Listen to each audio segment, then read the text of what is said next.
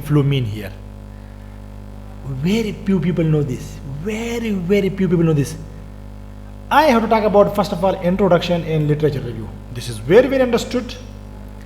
From literature review, I got problem. This is very understood, and very few people know this. Where I got this problem statement? From my literature.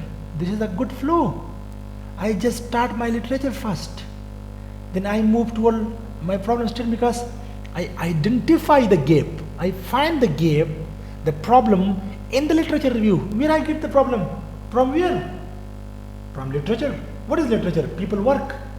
People have done the research and they put there is some problem they put at the end. I could not solve this problem. So that is the problem statement. Now how to solve that problem? You put some objectives that I will do this, I will obtain this, I will obtain this, in order to fill the gap. To fill the gap, you put some objectives. Look the flow, what a beauty. Now you are going to fill the gap and you set some goals, some objectives. Now how are you going to achieve those goals in order to solve the problem? Methodology. Which path you will be following, which route you will be following.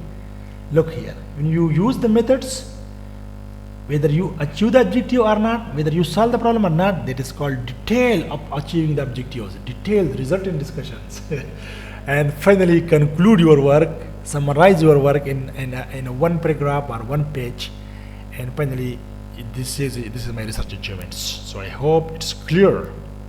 So literature you see here, literature, problem statement, objective you see here, methodology, and how I achieve the objective you see with result discussions. So I hope it is clear.